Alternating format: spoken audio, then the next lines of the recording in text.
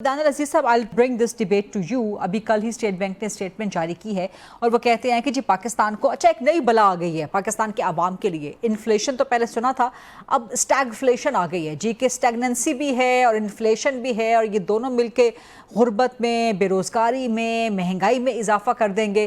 फिर बजट भी आने वाला है, उसमें मज़ीद टैक्सेस अगर आवाम पे लगा दिए जाए। ये स्टैगफ्लेशन की नई बला कहाँ से आ गई है और अब इसका काउंटर कैसे होगा और कोई हल है इस हुकूमत के पास दानियाल साहब, या बस यही स्टेटमेंट्स के लिए गुर्बत बढ़ जाएगी, बेरोजगारी बढ़ जाएगी, महंगाई बढ़ जाएगी? जी, स्टैगफ्लेशन का सोर्स ये है कि 2022 में ये जब हुकूमत आई पीएमएलएन की, तो उस वक्त इन्होंने इनकम टैक्स एक्ट में अमेंडमेंट करके बैंकों को ये कहा कि अगर आप अपना एडवांस टू डिपॉजिट रेशो 50% तक नहीं लाएंगे तो हम आपके ऊपर 15% का टैक्स लगाएंगे जो बकाया अमाउंट है, और उसको बतदरीज बढ़ाते चले जाएंगे।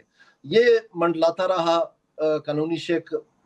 सितंबर 2024 में इनको इन्फॉर्म कर दिया गया स्टेट बैंक के जरिए कि ये शिक जो है अब हम इम्प्लीमेंट करने लगे हैं। तो इसलिए हर बैंक ने कोशिश की कि वो अपने एडवांस टू डिपॉजिट रेशो है जो किसी का 22% था, किसी का 30% था, किसी का 35% था, वो किसी तरह 50 तक ले जाए। तो आनन फानन बैंकों ने अपना पैसा जो है वो मार्केट में लोन्स दिए।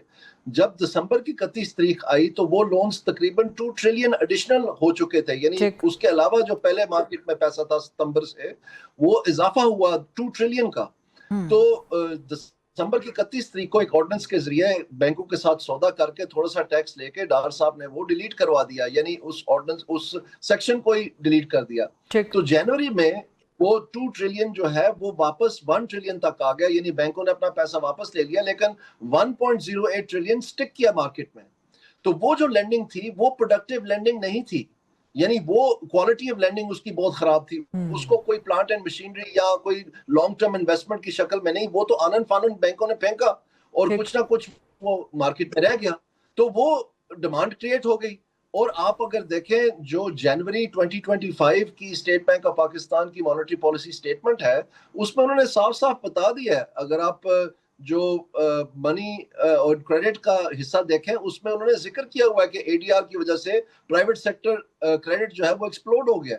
और नीचे जो इन्फ्लेशन का सेक्शन है वहां उन्होंने लिख दिया है कि आने वाले साल में ये जो टारगेट रेंज है 5 to 7%, इसको हम तजावज कर जाएंगे। उस वक्त कोई संदूर नहीं था, उस वक्त कोई फ्लड नहीं था, उस वक्त कोई ईरान की जंग नहीं थी, और यकीनन फिर उसको और तर्जुमानी दी कि बजट में जब जून 2025 में बजट बना तो उस वक्त टारगेट जो है इस माली साल का वो 7.5% रखा गया, जबकि सिर्फ उससे एक माह पहले अप्रैल पिछले साल में ये 3% महंगाई की शरह थी। यानी ये कामयाबी से इसको नीचे ले आए थे स्टेट बैंक अपनी पॉलिसी के जरिए। और फिर इन्होंने ये इनको पता था, ये खुद महंगाई कर रहे हैं, महंगाई होती नहीं है, महंगाई की जाती है। उसके बाद से आप तमाम मॉनेटरी पॉलिसी स्टेटमेंट्स देख लें, उन सारों में इन्फ्लेशन के हिस्से में ये लिखा हुआ है कि जो 2026 के फाइनेंशियल ईयर के सेकंड हाफ में, यानी जनवरी से के बाद ये इन्फ्लेशन बढ़ जाएगी। और यकीनन हमने देखा वो बढ़ गई। फरवरी में 7% थी, अभी मार्च में 7.3% थी, जब पहले इस साल से एक साल पहले 3% थी। तो ये महंगाई इन्होंने खुद की है, और स्टेट बैंक ये गलत बयान नहीं कर रहा है कि ये ईरान की जंग की वजह से हुआ। ये ईरान की जंग की वजह से नहीं हुआ, बहुत थोड़ा सा 3% मिनिस्ट्री ऑफ फाइनेंस की अपनी रिपोर्ट के मुताबिक ये पेट्रोल की बढ़ने से very important दानियल अजीज साहब, and that's why people appreciate you and I also appreciate you कि आप जो बातें बताते हैं आवाम के लिए, आप सारा कच्चा चट्टा खोल के रख देते हैं, सारा पोस्टमार्टम करके रख देते हैं कि हुकूमत की स्टेटमेंट्स कितनी डिल्यूजनल हैं और कितनी मिसलीडिंग हैं, असल हक़ाइक़ कहाँ हैं।